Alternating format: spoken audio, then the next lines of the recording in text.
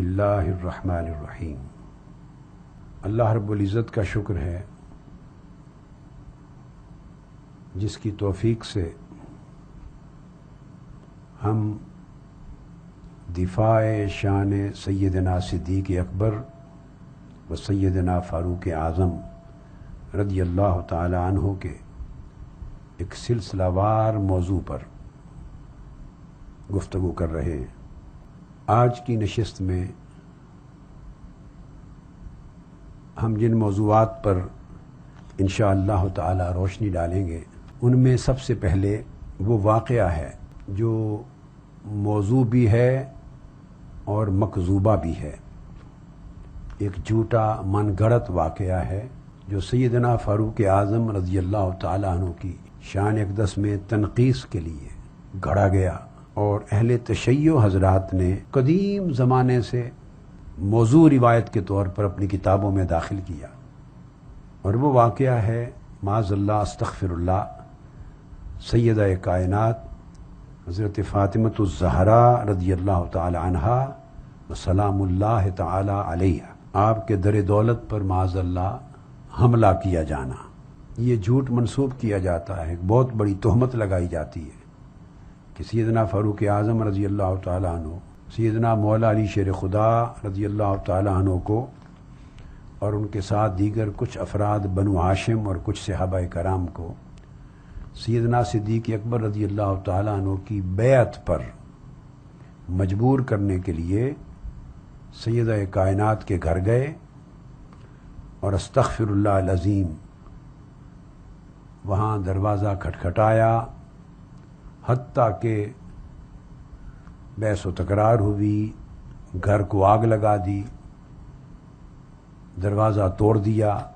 ظلم سے بری ہوئی تہمت یہاں تک پہنچی کہ سیدہ کائنات رضی اللہ تعالیٰ عنہ کو معاذ اللہ زد و کوب کیا، آپ زخمی ہوئی،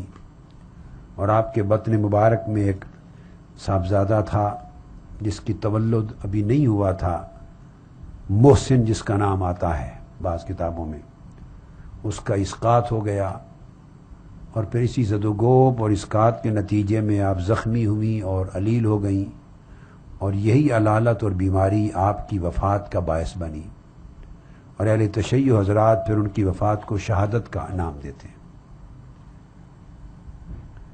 یہ اتنی بڑی تہمت ہے جسے معمولی سی عقل اور معمولی سا شعور رکھنے والا انسان، جس کی طبیعت میں تھوڑا سا عدل اور انصاف ہے، غیر جانبداریت ہے، وہ اسے کسی لحاظ سے کسی بھی پیمانے پر نہ قبول کر سکتا ہے نہ تصور کر سکتا ہے۔ بسم اللہ الرحمن الرحیم۔ حمد و ستائش پروردگار عالم کے لیے، درود و سلام حضرت محمد مصطفیٰ صلی اللہ علیہ وآلہ وسلم کے لیے، آپ کی پاک اولاد کے لیے، اصحاب منتجبین منتخبین اور سرکار دو جہاں کے فداکاروں کے لیے درود و سلام، دعائے سلامتی، خیر و صلاح کی خواہش امت مصطفیٰ کے لیے، تمام سنی شیعہ مسلمانوں کے لیے۔ آج آپ سے مخاطب ہونے کا جو سبب ہے وہ جناب محترم ڈاکٹر طاہر القادری صاحب کے دیے گئے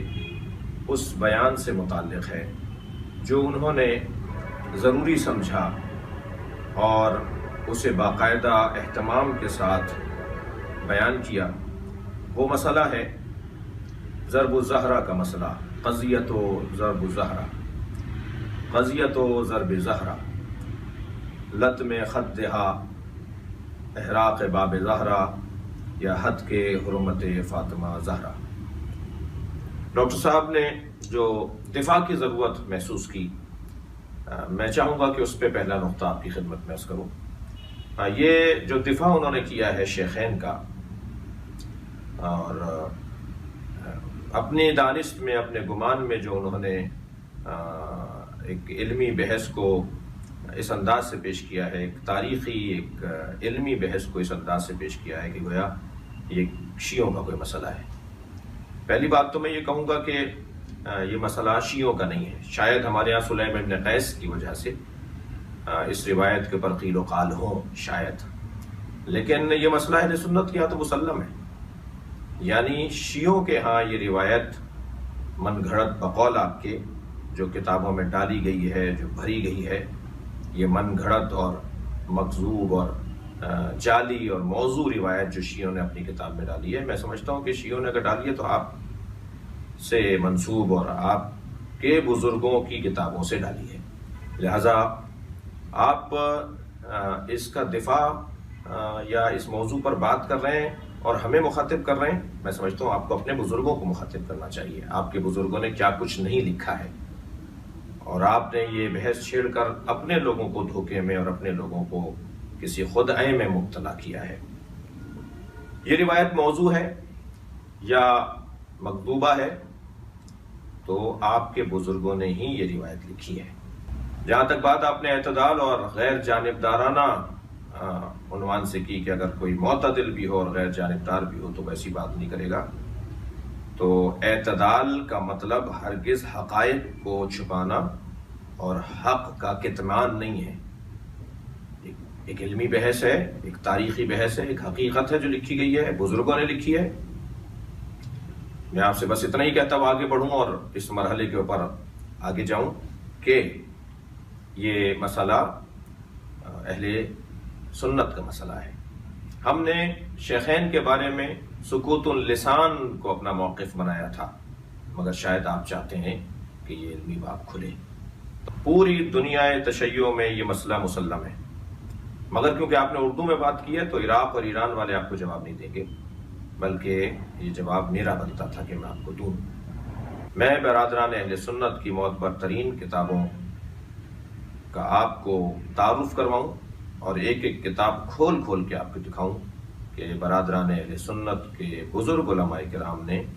اس مسئلے کو کس انداز سے اپنی کتابوں میں جگہ دی ہے۔ ہم نے ڈاکٹر طاہر القادری صاحب کو وہ کتابیں دکھاتے ہیں جو شیعوں کی نہیں ہیں، کیونکہ انہوں نے فرمایا کہ یہ شیعوں کی من گھڑت، موضوعہ، مکذوبہ اور جعلی روایت ہے جو انہوں نے کتابوں میں داخل کی۔ ہم نے کتابوں میں داخل نہیں کی، ہم نے برادران اہل سنت سے استفادہ کیا ہے، اور یہ کتابیں ہماری کتابیں نہیں ہیں، یہ ہمارے بھائیوں کی کتابیں ہیں۔ سب سے پہلی کتاب جس کا میں سہارا آپ کو دوں گا، یعنی ڈاکٹر صاحب کو دوں گا اور ان کے علم میں اضافہ کروں گا، وہ کتاب ہے بخاری شریف، جو ہمارے ہاں، ہمارے مسلمان بھائیوں کے ہاں معتبر ترین کتاب ہے۔ اس کی جلد نمبر 2 ہے جو میں آپ کو دکھا رہا ہوں، یہ جلد نمبر 2 بخاری، جو طبع ہے مکتبہ رحمانیہ سے، اور اس مکتبہ رحمانیہ کی اس کتاب کے صفحہ نمبر 675 پر، اور اسی جلد کی یعنی بخاری شریف کی اسی جلد کی صفحہ نمبر 455 پر 2 روایات کو جوڑ کر نتیجہ لیجئے۔ وہ روایت جو صفحہ نمبر 455 پر ہے، اس میں ارشاد ہوا، فاطمۃ بضعۃ منی فمن اغضبها اغضبنی، فاطمہ میرا ٹکڑا ہے، جس نے فاطمہ کو غضبناک کیا اس نے مجھے غضبناک کیا۔ اس حدیث کو پلس کیجئے بخاری شریف کی اسی جلد کے صفحہ نمبر 675 پر موجود حدیث کے اس فقرے سے، فلم تکلمہ حتی توفیت، حضرت فاطمہ زہرا نے اپنے اس دنیا سے وصال اور اس دنیا سے رخصت اور وصال پانے تک، جب تک زندہ رہیں، آپ نے شیخین سے بات نہیں کی، آپ نے حضرت ابو بکر سے، حضرت عمر سے بات نہیں کی، ناراضگی کی اتنی انتہا تھی کہ آپ نے ان سے گفتگو نہیں کی۔ یعنی ایک یہ حدیث کہ جس نے فاطمہ کو ناراض کیا اس نے مجھے ناراض کیا، اسی کے اندر حدیث موجود ہے کہ آپ نے تا دم حیات دونوں شخصیات سے بات نہیں کی۔ یہ صحیح بخاری ہے، پاکستان کی چھپی ہوئی ہے اور ہمارے بھائیوں کی معتبر ترین کتاب ہے۔ دوسری کتاب، البتہ میں یہاں یہ بھی کہہ دوں کہ یہ جو میں نے آپ کے سامنے کہ فلم تکلمہ حتی توفیت، یہ جملے حاکم مستدرک میں جلد نمبر 3 میں، مسند احمد حنبل میں جلد نمبر 4 میں، فتح الباری فضائل صحابہ میں، اور معجم کبیر اور مجمع الزوائد میں بھی یہی کہ آپ نے تعدم رحلت ان شخصیات سے بات کرنا پسند نہیں فرمایا۔ ناراض ہونا سیدہ کا اور بات نہ کرنا دونوں آپ کی معتبر کتابوں میں لکھا ہوا ہے۔ مجھے آپ سے جواب چاہیے کہ کیا بخاری شریف کے اندر غیر مستند روایات موجود ہیں؟ دوسری کتاب جو میں آپ کو دکھا رہا ہوں وہ ہے کتاب اثبات الوصیہ، جو معروف شخصیت برادران اہل سنت کی یعنی جناب مسعودی کی کتاب ہے، اثبات الوصیت۔ اس کتاب کے صفحہ نمبر 121 اور 122 پر موجود روایت وہ بڑی عجیب بات ہے کہ جو میں اپنے محترم سننے والوں کو دکھا رہا ہوں۔ یہ کتاب جس کا متن آپ پر اسکرین کے اوپر ملاحظہ فرما رہے ہیں۔ اسی طرح تیسری کتاب جو میں آپ کو دکھا رہا ہوں اہل سنت کی،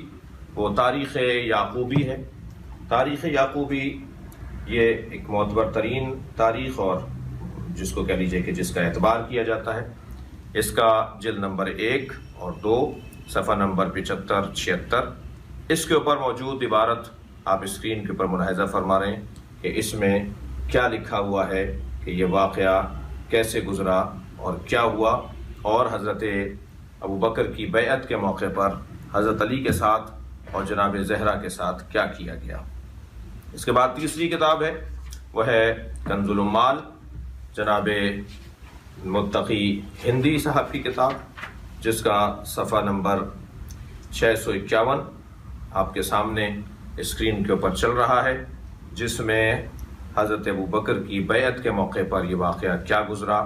اور کیا کیا گیا، اور جناب سیدہ کے دروازے پر جا کر کیا باتیں ہوئیں، وہ تاریخ 651 صفحہ نمبر 651 پر یہ کنز العمال جناب متقی ہندی کی کتاب جو معتبر ترین کتاب ہے اس سے میں آپ کو حوالہ دے رہا ہوں۔ اس کے بعد چوتھا حوالہ میرے پاس ہے جو امام بخاری کے استاد ہیں، اور امام بخاری کے استاد ہوں گے تو کتنا بڑا معتبر نام ہے، وہ ہے جناب ابن ابی شیبہ، جن کی کتاب ہے مصنف ابن ابی شیبہ۔ اس کا جلد نمبر 8 اور صفحہ نمبر 572 یہ اسکرین پر آپ متن کو دیکھ رہے ہیں کہ کیا کیا گیا بیعت لیتے وقت اس گھرانے کے ساتھ، اور جو لوگ بیعت نہیں کرنا چاہ رہے تھے ان کے ساتھ کیا ظلم و زیادتی ہوئی، وہ اس کتاب کے اندر موجود ہے۔ میں 5ویں کتاب پیش کر رہا ہوں اور وہ ہے معجم کبیر۔ یہ طبرانی کی کتاب ہے معجم کبیر۔ اس کے جلد نمبر 1 صفحہ نمبر 62 آپ اسکرین پر ملاحظہ کر رہے ہیں کہ اس کتاب کے اندر عجیب بات ہے۔ کاش میں نے فاطمہ زہرا کے گھر کی تفتیش نہ کی ہوتی، ان کے گھر میں نہ گھسا ہوتا۔ ان 3 کاموں میں ایک کام جو آپ فرماتے تھے کہ کاش میں نے یہ نہ کیا ہوتا، وہ کام جو حضرت ابوبکر فرماتے ہیں کہ کاش میں نے یہ نہ کیا ہوتا، اسے معجم کبیر کے اندر جلد نمبر 1 صفحہ نمبر 62 پر طبرانی نے لکھا ہے کہ وہ ایک کام، ان 3 کاموں میں سے ایک کام جو میں نے کاش نہ کیا ہوتا وہ سیدہ کے گھر میں گھسنے کا کام ہے، کہ کاش میں ان کے گھر میں نہ گھسا ہوتا۔ اسی طرح معجم کبیر کی دوسری عبارت جس میں اس کی جلد نمبر 1 اور صفحہ نمبر 108 اسی کتاب کے اندر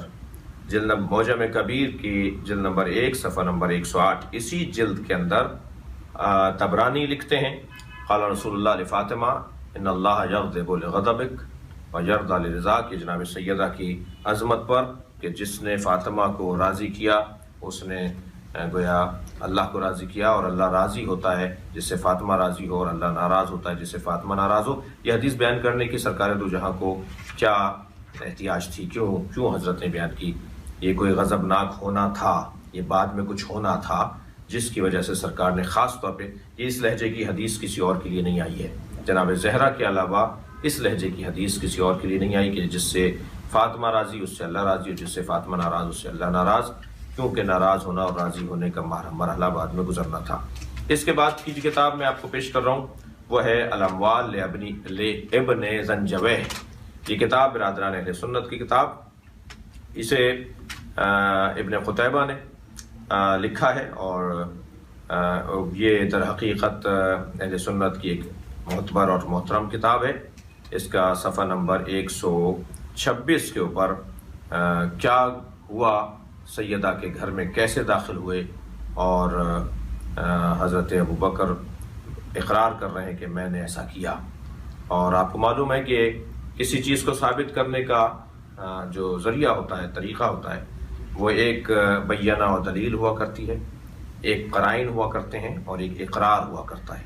میں معافی چاہتا ہوں اپنے برادران اہل سنت سے اگر ان کی کوئی دل آزاری ہوئی ہو، اگر وہ میرے اس بیان سے رنجیدہ خاطر ہوئے ہوں تو مجھے معاف کریں، لیکن میرے اوپر فرض بنتا تھا کہ آپ ہمیں گالیاں دے رہے ہیں، آپ ہمیں کہہ رہے ہیں کہ جھوٹے ہیں، رونے کے لیے ڈھونگ رچاتے ہیں، من گھڑت باتیں ہیں اور جعلی روایات ہیں جو شیعوں نے اپنی کتابوں میں داخل کی ہیں۔ ہم نے تو اپنی کتابوں میں داخل نہیں کی، ہم نے تو آپ کی کتابوں سے پڑھا ہے۔ آپ ہمیں جواب نہ دیجیے، آپ اپنے بزرگوں کو رد کیجیے۔ یہ کتابیں آپ کی کتابیں ہیں، یہ کتابیں ہماری کتابیں نہیں ہیں۔ میں اپنے برادران اہل سنت سے پھر چاہوں گا یہ کہنا کہ میرا مقصد ہرگز آپ کی دل آزاری نہیں۔ ہم نے سکوت اللسان نظریہ بنایا، ہمارے مجتہدین نے فتویٰ دیا ہوا ہے شیخین کے بارے میں نامناسب جملہ کہنا حرام ہے، مگر کیا اس کا یہ مطلب ہے کہ ہماری اس موقف کو، جو ایک معتدل شیعہ کا موقف ہے، جو امت کا درد رکھنے والے شیعہ کا موقف ہے، کیا اس کا یہ مطلب ہے کہ آپ پھر یہ کہیں کہ یہ جعلی باتیں ہیں، یہ غلط باتیں ہیں؟ کتابیں بھری پڑی ہیں، شاید میں نے تو ابھی اور رحم کیا ہے آپ کے اوپر، کچھ کتابیں اور نہیں دکھائی ہیں۔ انہی کتابوں کا پہلے آپ جواب دے دیجئے، پھر آپ سے دوسری بات ہوگی۔ والسلام علیکم ورحمۃ اللہ وبرکاتہ۔